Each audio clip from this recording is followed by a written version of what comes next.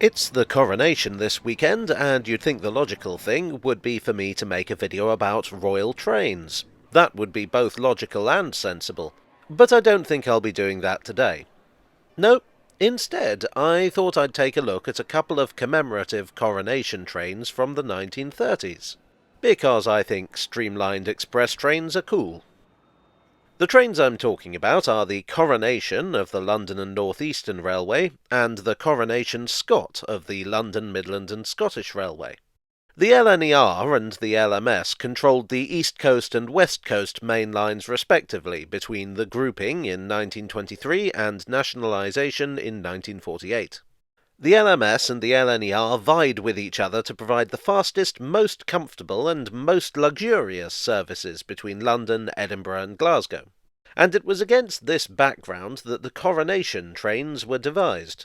Both trains were inaugurated in the summer of 1937. They were named in honour of the coronation of King George VI and Queen Elizabeth, formerly the Queen Mother and now I guess the Queen Grandmother-in-law? I'm not sure how that works. Patriotism was very much in vogue, as it tends to be around coronations. But there was also a different kind of political element. By 1937 it was looking increasingly likely that we'd have another of those dreadful world wars.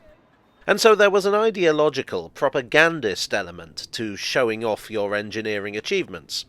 British engineers weren't only in competition with each other, but also with those of other countries, and especially with German engineers. Trains should ideally not only be well built, but showy. High-tech, glamorous express trains were favourite. So let's talk about the trains themselves. The LNER's coronation was essentially a development of their earlier Silver Jubilee train service, which had set a speed record of 112 miles per hour on its 1935 trial run. Key to this was the locomotive Silver Link. Sir Nigel Gresley, the chief mechanical engineer, had devised a class of locomotive known, unglamorously, as the A4. This was a precision-engineered streamliner with a high-pressure boiler. The Silver Jubilee not only had a specially designed locomotive, but a specially designed train of articulated carriages. Gresley had been inspired by the German Flying Hamburger diesel train service, and believed that he could match that with steam traction. The coronation was a development of the Silver Jubilee concept, consisting as it did of 4 two-car articulated units, hauled by an A4, with a streamlined observation car at the end. The livery was a striking two-tone blue inspired by the work of Gresley's friend Ettore Bugatti. Huntingdon blue above the waist, garter blue below. The locomotives were also painted garter blue, and in fact this would become the standard livery for the A4s. The patriotic theme of the train was also carried over to the engines. The locomotives allocated were named Union of South Africa, Dominion of Canada, Empire of India, Commonwealth of Australia, and Dominion of New Zealand. Inside, the trains set new standards of luxury. The interiors were aluminium, seen as very futuristic.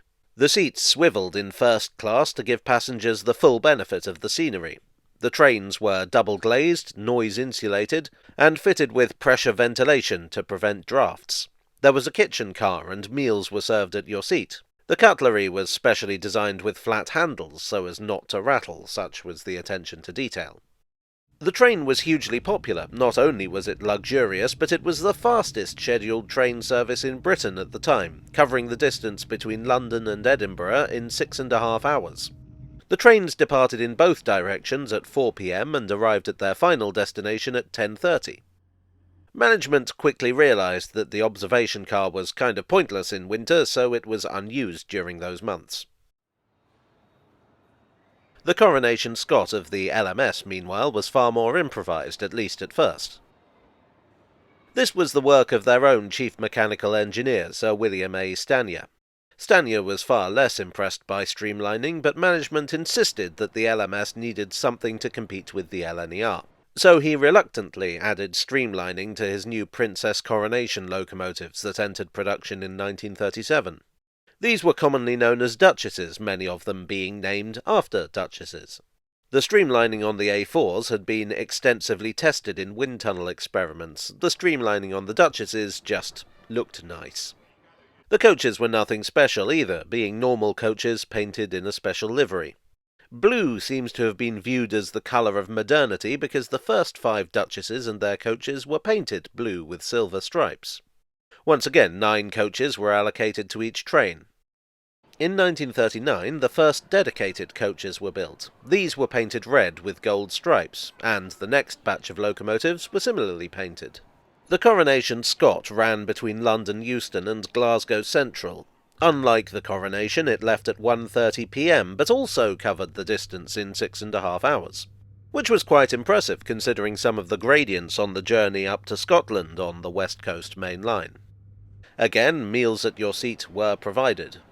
The streamlining on the Duchesses may have been useless, but that didn't stop the first locomotive, Coronation, from breaking the speed record on a test run. It nearly came off the rails too, but I guess something spirit of adventure. Anyway, it achieved a speed of 114 miles per hour. I should also mention that the Coronation Scot had the unusual distinction of theme music. The composer Vivian Ellis devised a piece called Coronation Scot. YouTube's copyright bots prevent me from playing it here, but I'm sure you've heard it before. Oddly enough, even though they were in professional competition, Gresley and Stanier were actually good friends in real life and would congratulate each other for breaking the speed records. History does not record whether management were aware of this, and if so, what they thought of it. Big companies are not known for their gentlemanly behaviour.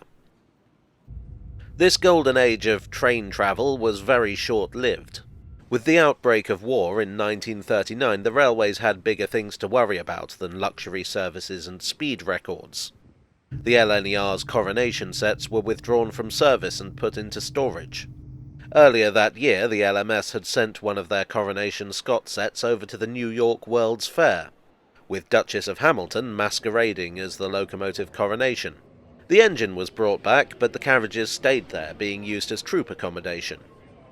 The Duchesses would have their streamlining removed, and later engines in the class would be built without it. The A4s would lose their valances. In the post-war era, the run-down British railway network was no place for showboating, and the whole lot would be nationalised in 1948. Though British Railways would try reintroducing prestigious named trains, it was never quite the same. Well, I hope you enjoyed today's video. If you did, please do click the like button and consider subscribing for more if you haven't already. I'd like to thank my donors on Ko-fi and Patreon and here on YouTube. You are the wind tunnel to my streamlined casing. I hope you enjoy the Coronation Weekend if you're here in the UK, and if you're not, well, I also hope you enjoy the weekend. Just generally, I think we should all aim to enjoy our weekends. And I will see you all again very soon. Cheerio.